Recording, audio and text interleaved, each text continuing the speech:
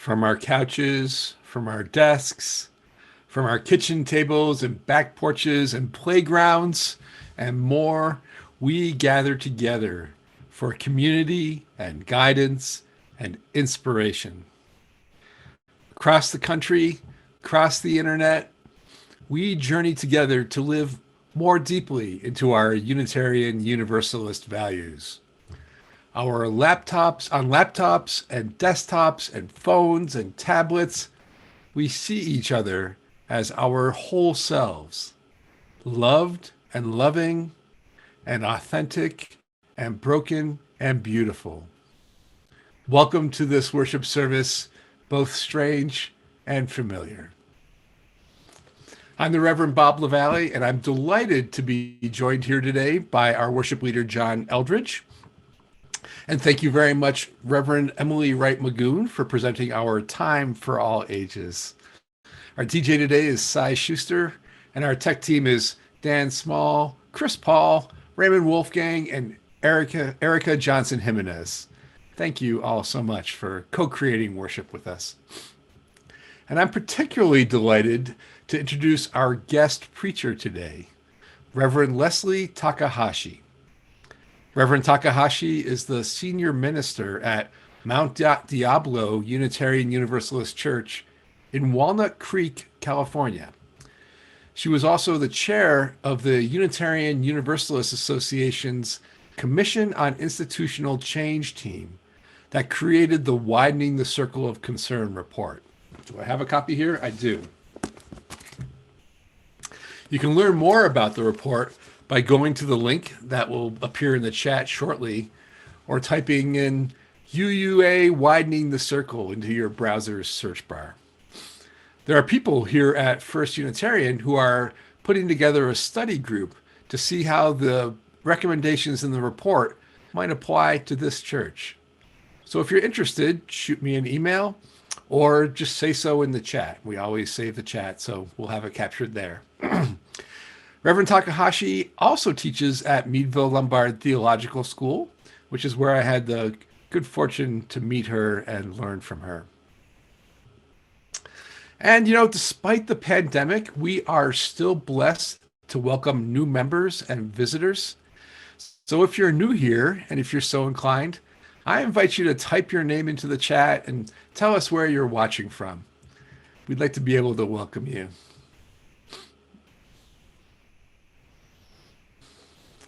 All right. Finally, we're always trying to get better at Zoom worship. And one way to do that is to better understand what devices folks are using to come to worship. So I'm going to launch a short poll right now, and I invite you to vote. Now, if you're co-hosted, please don't vote. But everybody else, we want to know how you're logging in. Hey, welcome Tammy Smith from New Mexico. We're glad you're here.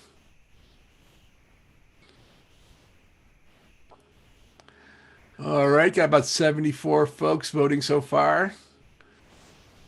Just going to give this another minute. Let's see.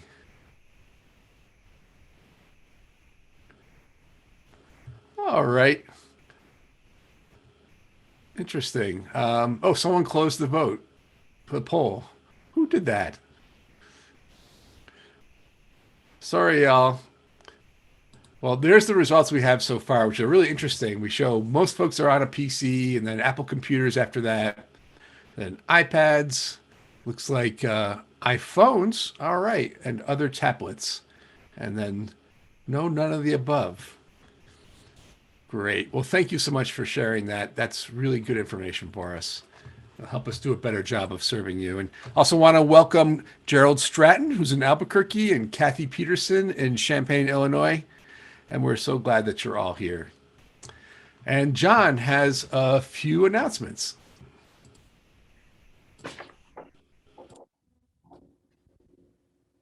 Good morning. Great to be with you again. We have two announcements this morning.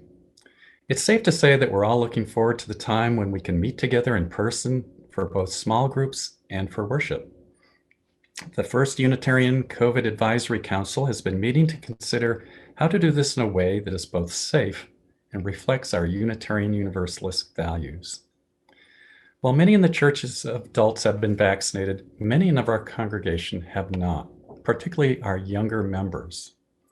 In addition, we also are in a dynamic situation with the virus variants that are less well understood.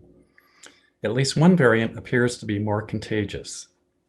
Know that the Council has been deliberating with many perspectives in mind and shares all of our desires to open as soon as safety allows.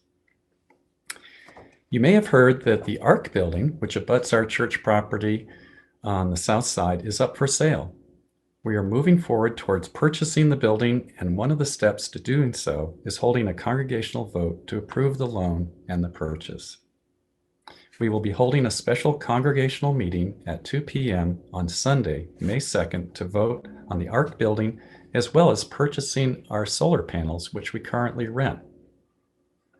Details on both transactions will be coming, so please watch the church website and the monthly messenger for more information as the date approaches.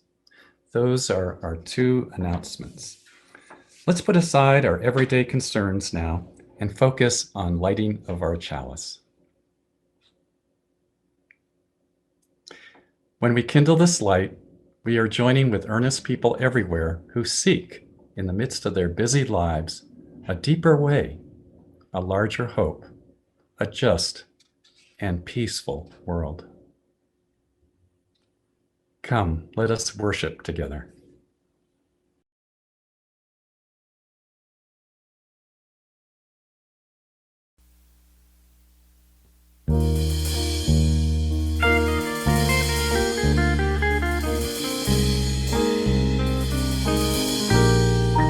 All of us are loved. Each of us is welcome. No one is a stranger. No one is an outcast. No one is alone. Everything we do, when our hearts are grateful and our lives are faithful, makes a better world, one that we can call everybody's home.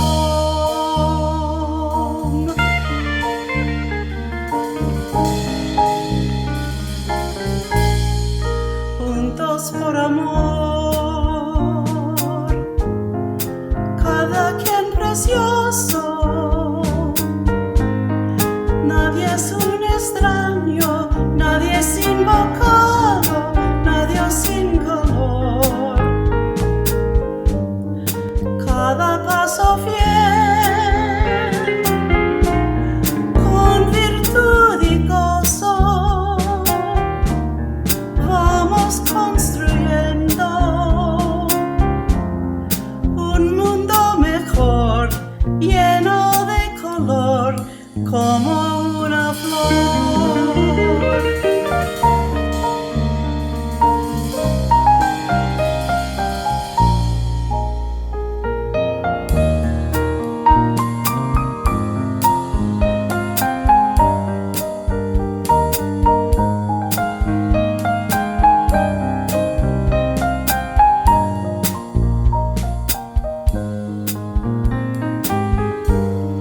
Everything we do, when our hearts are grateful and our lives are faithful, makes a better world, one that we can call everybody's home.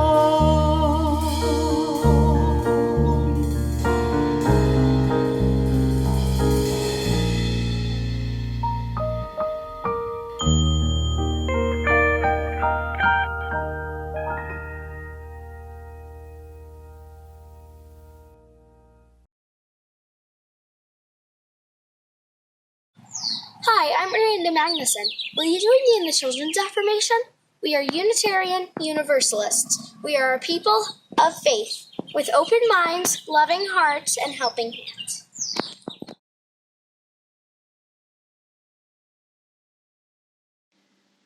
Hello, I'm Reverend Emily Wright Magoon. My family and I moved to Albuquerque this year, and we are delighted to be part of your community. And I'm so glad that Reverend Angela and Reverend Bob have asked me to tell you a story today. This is a story from a country called Haiti. Some of the people in Haiti speak French, so some of the words in this story will be in French. One of the characters in this story is called God, and as we know, God is one of the many names that some people use to describe that wonderful mystery we can't quite put to words. Some people in this church use other words, some people use God. So here's the story. Once there was a drought in the land. All the streams dried up. There was no place for anyone to get water.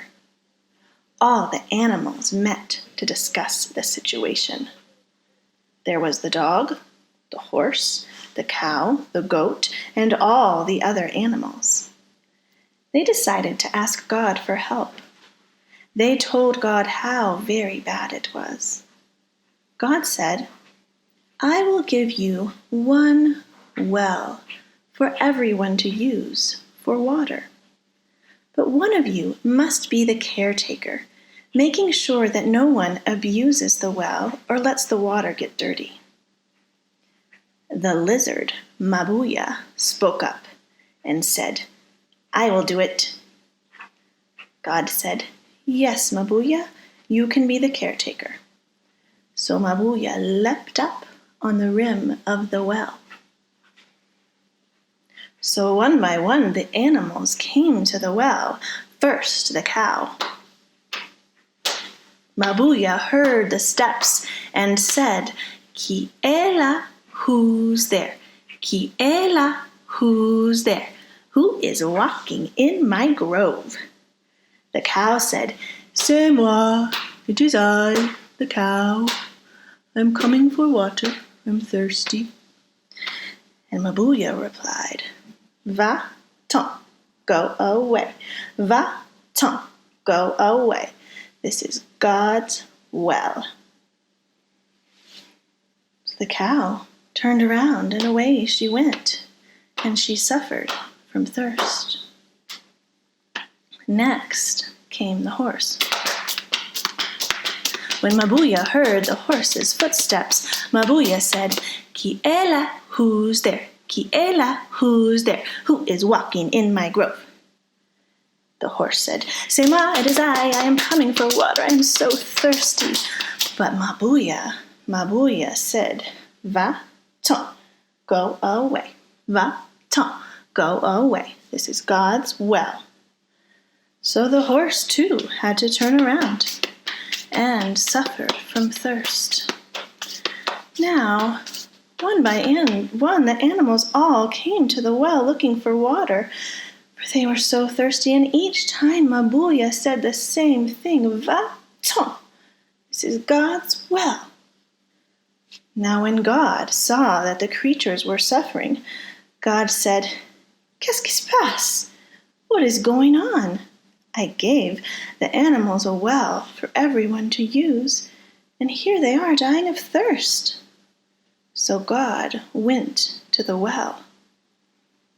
Now I wonder what that sounded like. Well, when Mabuya heard God approaching, Mabuya said, "Qui est là? Who's there? Qui est là? Who's there? Who is walking in my grove?" And God replied, "C'est moi, it is I, God. I am coming for water, I am thirsty." And Mabuya. Guess what Mabuya replied? "Va-t'en, go away. Va-t'en, go away. This is God's well." Now, in case Mabuya hadn't understood, God said again, "C'est moi, God." But Mabuya just repeated, "Va-t'en." And so God left Mabuya, And God called all the animals to the well to drink, so that they were no longer thirsty. And God said to the animals, if someone has a well in their garden, the hole in the ground is theirs, but the water belongs to God, and so it belongs to everyone. I will appoint a new caretaker, said God, who will make sure that everyone can drink when they are thirsty. So God appointed the frog. And the frog leapt up on the rim of the well. And now frog can be heard all day and all night singing, Venez boire, come and drink. Venez boire, come and drink. This is God's well, and it is for you. And so there is a saying in the land, the water in the well is God's and belongs to everyone.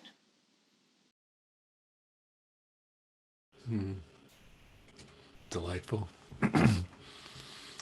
Let's pause the chat for a few moments during the meditation and the prayer. You know, one of the beauties of meditation is that it's always a loyal friend. No matter how long it's been since the last time we sat in meditation, no matter how brief we make our meditation periods, meditation always welcomes us back. Every day offers a new opportunity to start our practices again. Every breath is an invitation to become more centered, more grounded, more in touch with ourselves. In the spirit of new beginnings, we'll sit in sacred silence together for 2 minutes.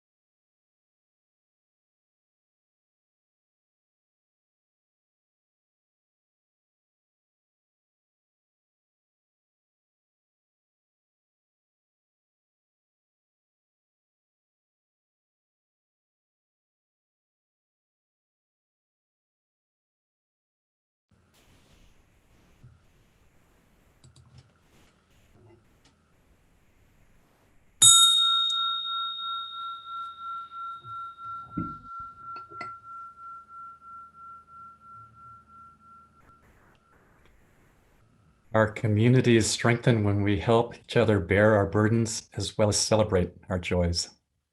Please use the chat bar to share what is on your heart and to support others as they share what's on their hearts.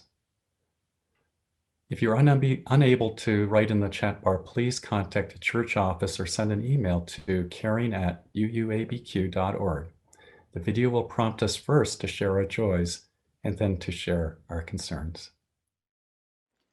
shine on me, oh, shine on me. Let the light from the lighthouse shine on me, oh, shine on me, yes, shine on me.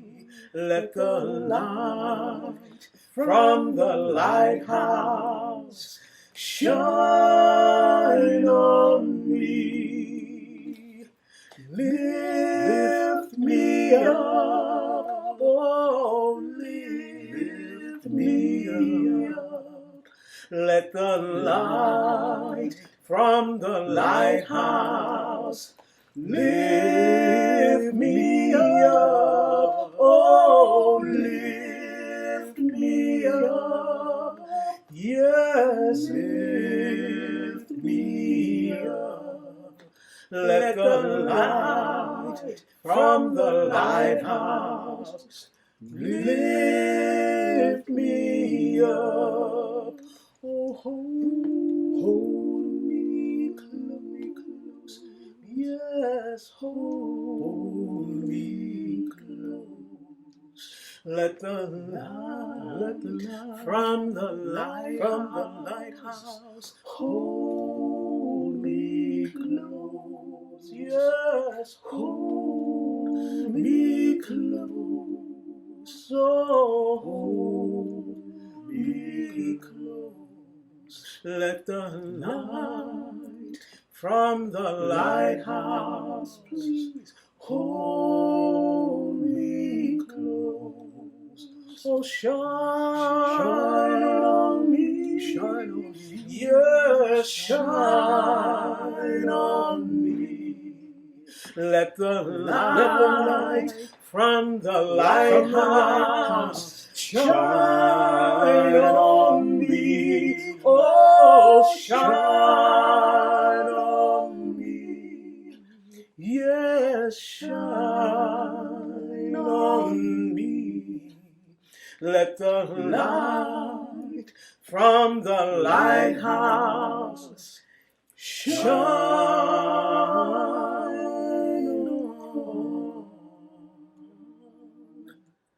me.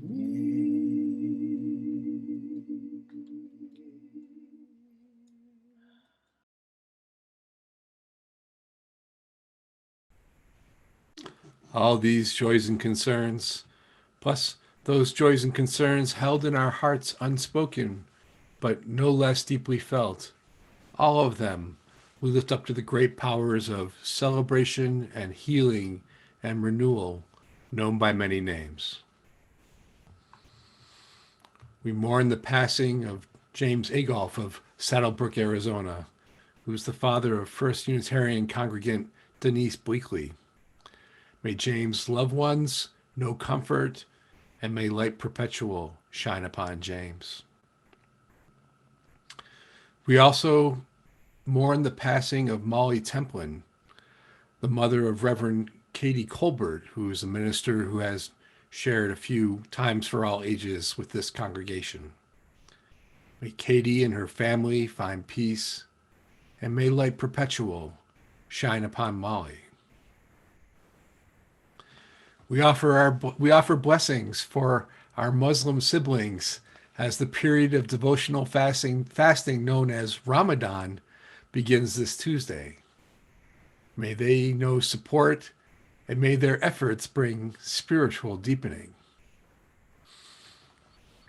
And I'm so glad to share this prayer. We lift up with joy our former intern Jane Davis, who saw the Ministerial Fellowship Committee this weekend and is now cleared for ordination. May she feel the support and gratitude of this congregation as we celebrate with her. And Reverend Takahashi has shared a prayer for us. Good morning. I'm Reverend Leslie Takahashi. My pronouns are she and her, and I invite you to join me in a moment of reflection, meditation, and that deep ask of prayer.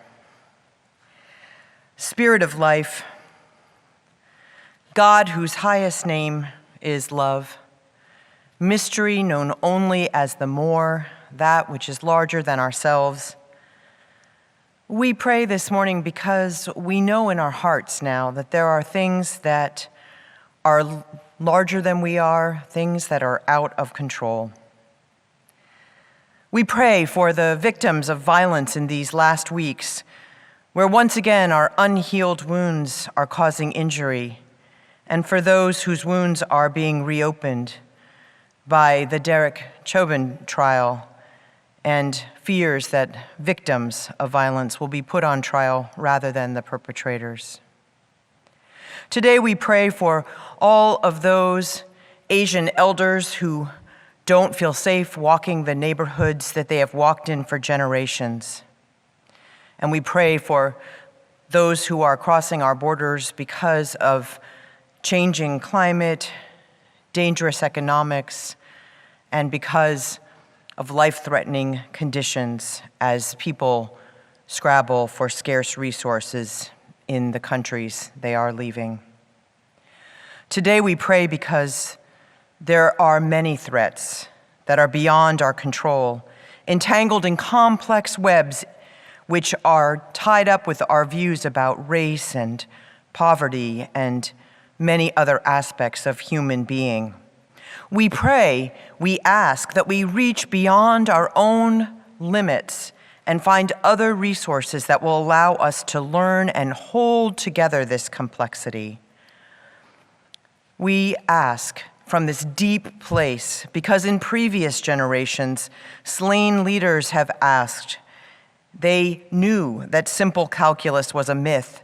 Today we pray for the strength to see the interrelated truths they saw. We ask for insight to remember that because we wished for simple answers, one-function formulas that would cost us little in time or effort, we are where we are today. We pray because we know that the world's accounting is more intricate than we knew a year ago, that the ledgers have many columns, and that the headings on these columns read not just racial reckoning, but also poverty, income inequality, criminal concentration of wealth, climate change, and on and on. We ask from the deepest wells of our heart that we acknowledge that through our actions, we have allowed the pernicious kudzu of systemic oppression to grow and spread, killing the healthy life it covers. And now, that we cannot unknow what we already know now in our deepest heart, we see that the trajectory of hatred is as wide as the arc of the universe is long. And while it may bend towards justice, we ask ourselves in these moments when we come together to hold what we cannot hold alone, will we have acted in time? We ask for the strength and commitment to stay in the struggle and see it through this time, Spirit.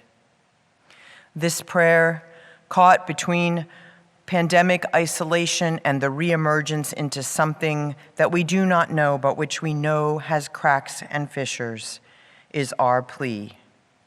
Most of all, with all of our hearts, we pray that we will not forget again. Amen, amen, and blessed be.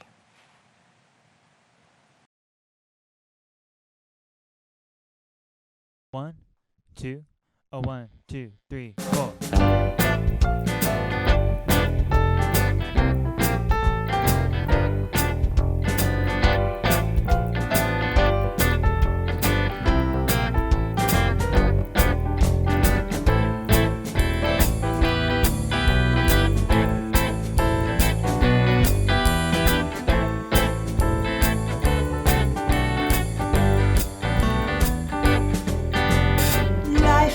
Just a masquerade. We're all in disguise, wearing different colored skin and different shades of eyes. And when our life is over and time comes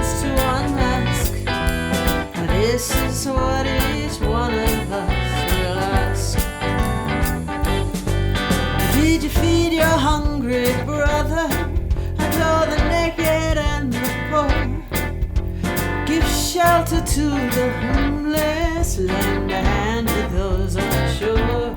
Search your soul, search your soul, search your soul, search your soul. And when your heart and mind are wide open to all regardless of their skin, and did a last name make a difference in the price to pay for sin? Search your soul, search your soul, search your soul, search your soul. And did you give hope to the hopeless? Show compassion to your foe? Or were you merciful to others? Did your loving kindness grow? Search your soul, search your soul, search your soul, search your soul. Life is just a masquerade, and we're all in disguise, wearing different colored skin and different shapes of eyes. And when our life is over and we answer what is true, we'll find out what we already knew. And when our life is over and we answer what is true, we'll find out what we already knew.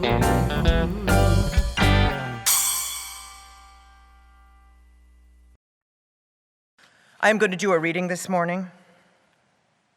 It's from Widening the Circle of Concern, the report of the UUA Commission on Institutional Change, which was published last June. It's from the Trends chapter. The world around us is different than it was a decade ago or even 5 years ago.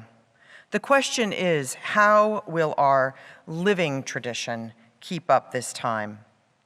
What choices will we make or fail to make, and how will that affect the relevancy and survival of our faith? Here are some realities as we enter into these times. Our nation is moving away from institutionalized religion. Fewer people are participating in religious communities. And parenthetically, if you saw the New York Times study just released a few weeks ago, that's even more stark now. Emerging generations report higher rates of people not affiliated with institutional forms of religion. Those known as the nuns, because they have checked the nun box when asked about religious affiliation.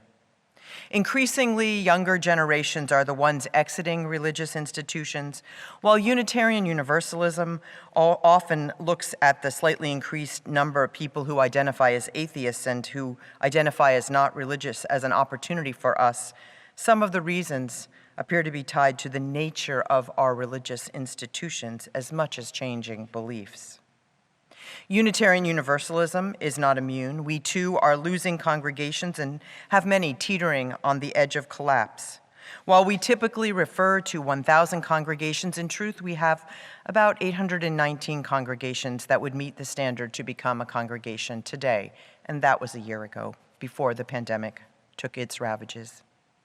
As institutional religion declines, more who enter our doors are not refugees from other faiths, but are experiencing faith communities for the first time through our faith, and they are seeking spiritual grounding. The demographics of our nation have changed, and with them, expectations around cultural competency. New generations face a much bleaker future than those who are now at the end of their career or in retirement. The lack of opportunity is felt by many new generations, and this trend will be exacerbated.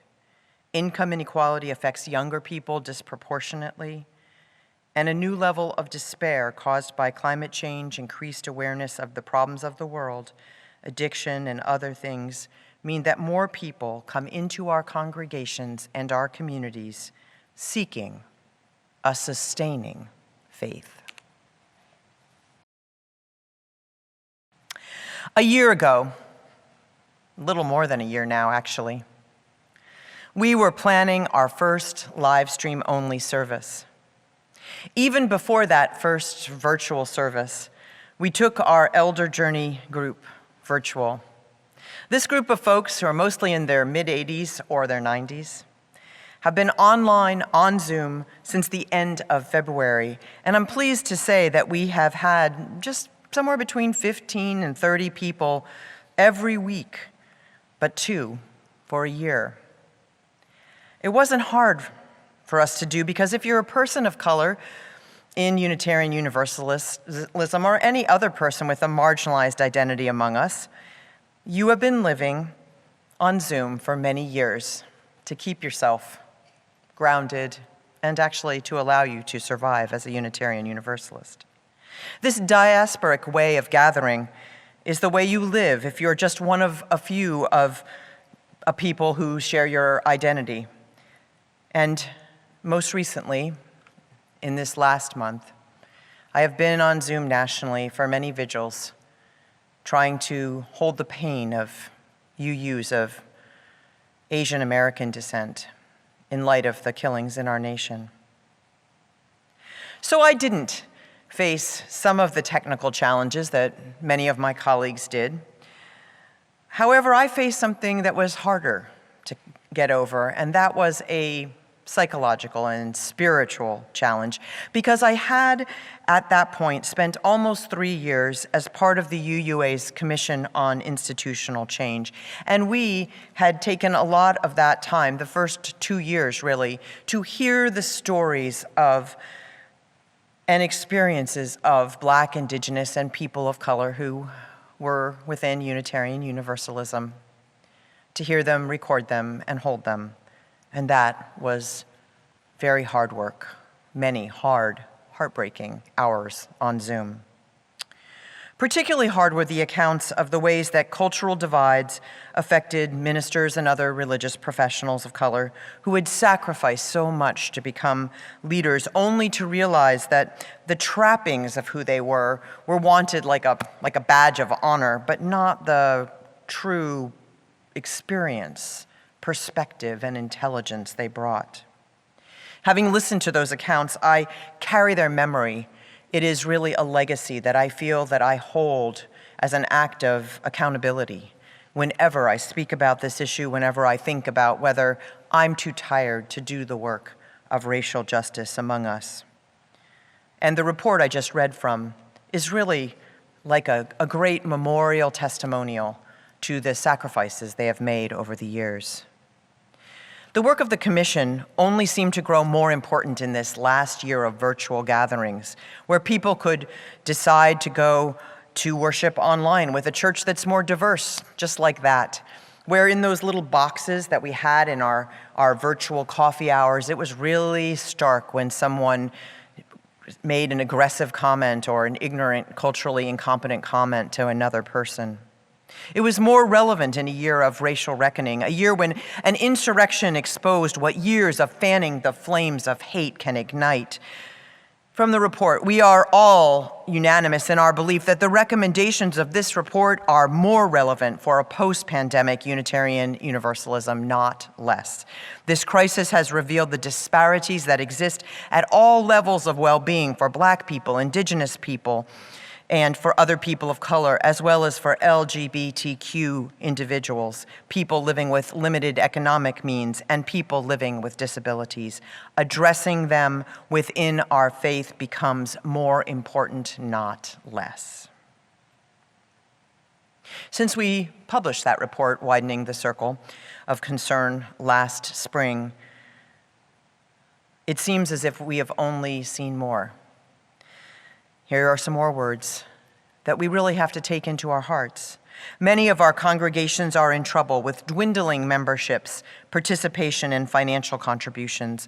A factor that contributes to this decline is our inability to address issues of inclusion, diversity, and equity.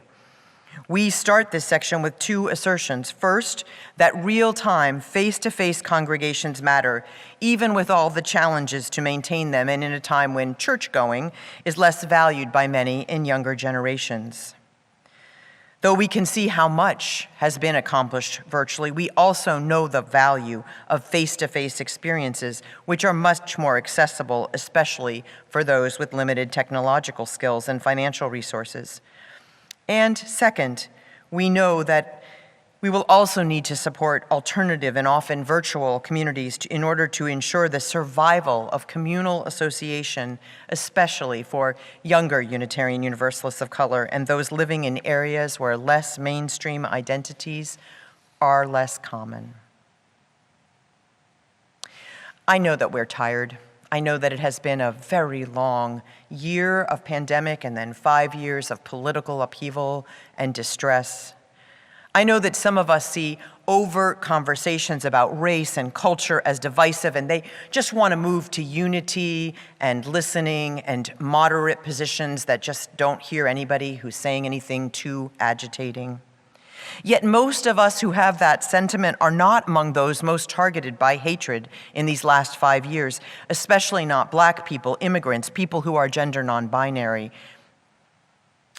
People come into our communities and our congregations, and if we can return to our foundational beliefs and the covenantal practice of helping one another be better and learn into a new way of being, more might stay. From the report, when we talk about the need to become more diverse, inclusive, and equitable, at a basic level, we are talking about hospitality. Our congregations need new practices around hospitality so that fewer people are repelled. In a time in which fewer and fewer people believe that it's important to be part of any kind of religious community, it should be heartbreaking to us that all people who need our saving message, who are sure that our values could help transform their lives, are trying to be a part of us and yet cannot exist within our communities because we lack basic skills in welcoming their personhood and the gifts of all people. Without a focus on what we truly believe, we regress to our least common denominator. The work and the values of Unitarian Universalism cannot be realized in a system that is centered around one cultural expression. Systems, policies, practices, and expressions of Unitarian Universalism that bias one racial or cultural group above the others make mockery of those two core values that we have, the pillar principles of the worth and dignity of all that we affirm, and also the interdependent web of all existence. We are called into efforts, the report says, to name and change them as acts of witness to a fuller and more authentic expression of our faith. Hospitality and our foundational beliefs have much to offer those who are affected by the turbulent changes in our world. And while we are glad that things seem to be calming down a little bit, we know that we're in a world where there will be much more change. To meet the needs of today's world in our living tradition, we need to shift into a faith-positive version of what we do believe, rather than being the people who, at coffee hour and dinner parties with UU friends, sit around talking about what we don't believe and why we're better than everyone else for that. Because what we need in this chaotic and disturbing world is to believe in something, to be anchored by something. From the report, many of us have come into this faith seeking an alternative faith home drawn by our actions in the world, yet we don't often work to heal from our religious past. Those most harmed by the divisive and stressful times we live in are in need of faith tenets that can hold us fast in confusing times and help us make ethical and values-based choices about how to engage. We can offer deep hospitality in this post-traumatic pause after a time of plague and hate and restrictions of rights. We are starting to burst out of those little boxes that we've been trapped in for a year, and many of us are focused on the next thing we want to do for our own souls and selves. Yet, what are we doing to plan for how we collectively are going to continue to address the things that we have seen during these last years? We have places that we know now that we can't ignore, the fissures and the cracks that endanger our house, our neighborhoods, and our larger democratic society. Yet we know places we can rebuild on the solid foundation of a widening circle of concern. The work that the commission did, I want to say again, was not just the work of 5 and 6 actually individuals who just put a lot of their time and effort and heartbreak into it. It was the legacy of all of those who have tried to enter in among us, many of whom left without ever seeing their promises fulfilled. It's not about how to do a little racial justice work over here on the side. It's about how to weave the principles of diversity, equity, and inclusion into everything we do: worship, governance, lifespan, religious education, justice, spiritual practice, and our very important work as employers, as you all know, as people who actually employ religious professionals of color. Let's remember together how tired we are. Let us name our fears, and let's also remember how we can build forward, because we have some reconstruction to do together. If there's one thing that this last year has taught us, it's that we are, in fact, better together. Let us remember all that we've learned, that holding paradox is the joy in the possibility and the sorrow in the canyons of division that now are among us as nation, as neighbors, and even within our families. As we do break out of those boxes, let us remember to truly look around and see that what we're seeing are actual people with needs and who need us, many of them, to welcome diversity, equity, and inclusion work and its growth, which is liberating for all of us. It breaks us all out of the boxes that we have been held in culturally.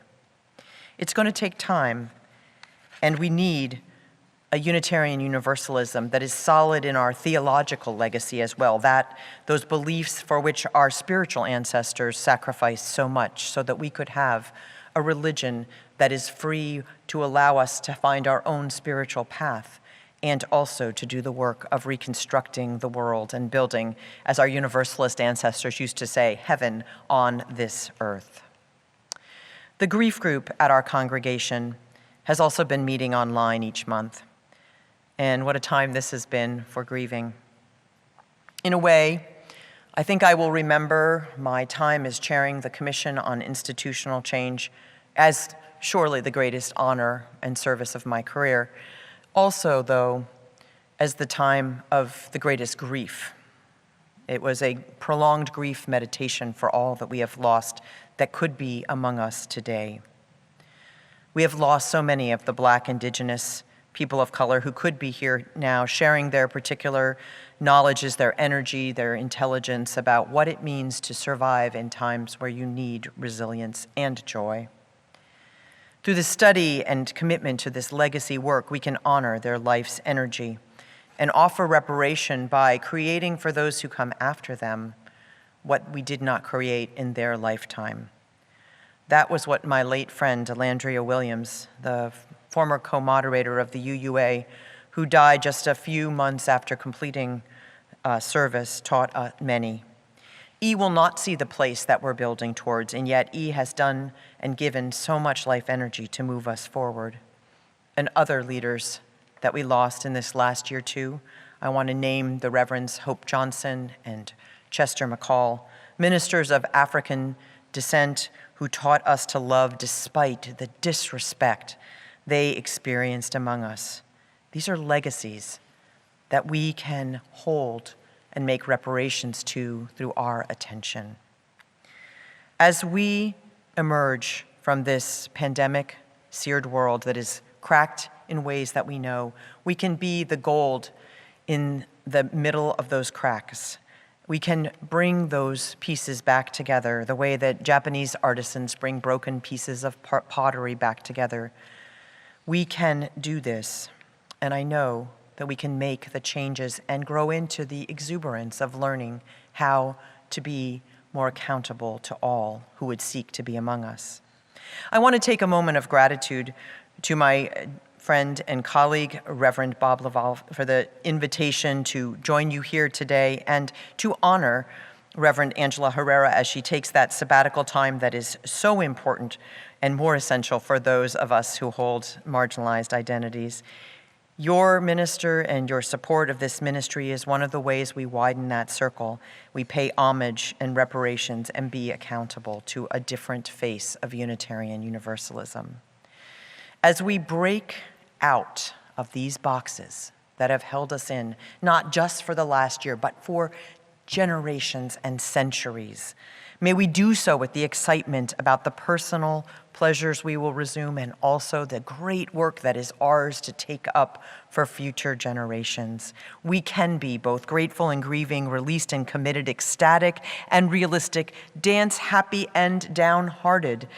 And we know that we can be the people who challenge ourselves to look at the possibility of redemption that exists within each person, which gives them worth and dignity despite what others might do through their ugly, hate-spewing, despicable, and humanity-denying actions. We can be that place of sanctuary because of our belief in interdependence, which means that we are the people that give up the temporary, high with a hangover kind of need for personal I told you so's or victory, and instead look at the whole family of humanity and see what it is we need to do to move forward, to recognize that we do need one another, that we are bound together, as scary as that sometimes is when we think about it. Let us continue to commit to being the ones who widen the circle of concern. Thank you for the opportunity to be with you this morning.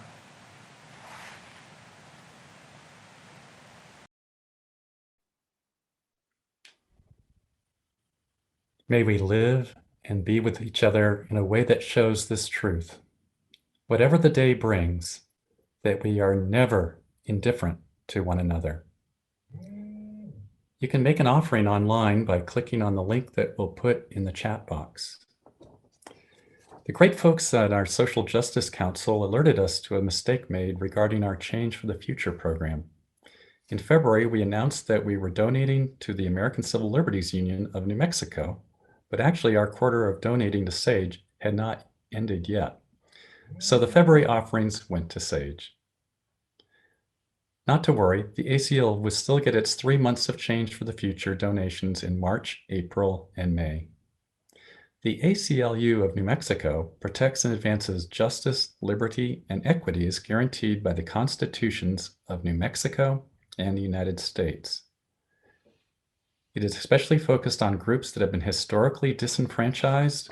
If you have any questions or concerns about your donations for Change of the Future in February, please contact the church office. The Change for the Future link also appears in the chat. If you prefer not to give online, you can simply mail a check to the church. If applicable, include Change for the Future on the memo line. Let us now exercise the enduring power of our generosity.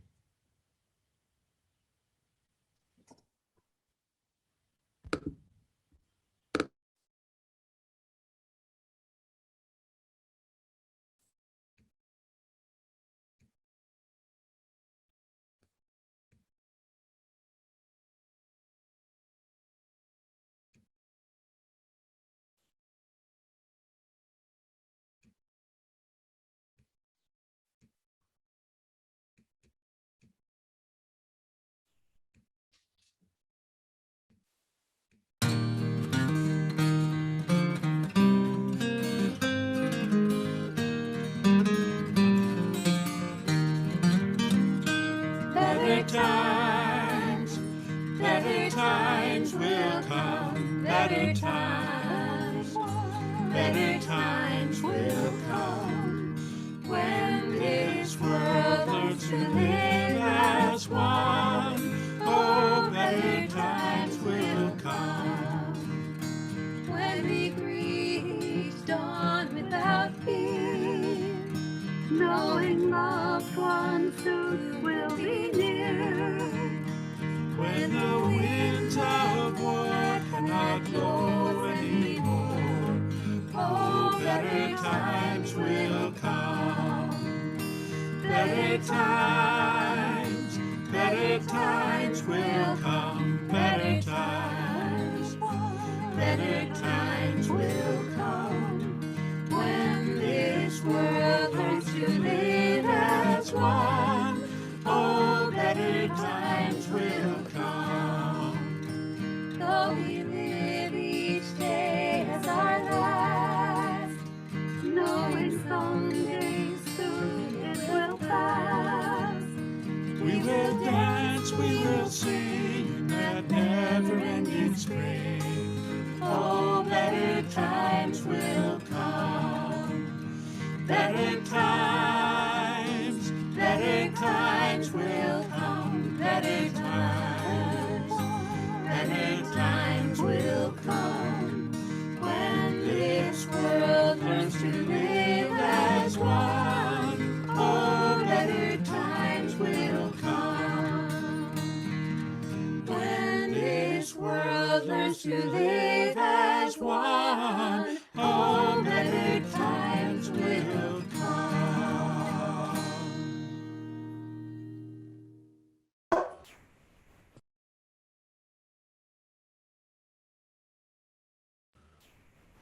What is generously given is received with gratitude.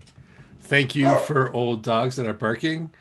Thank you on behalf of First Unitarian Church of Albuquerque and the ACLU of New Mexico.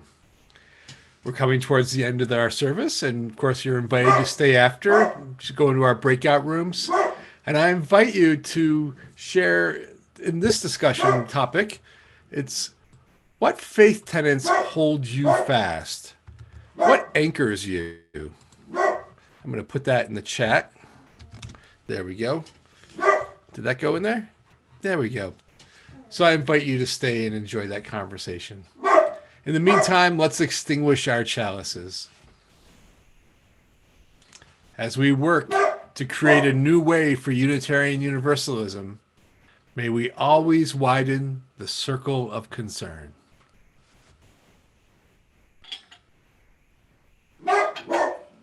Go in peace, gentle people, and practice radical love.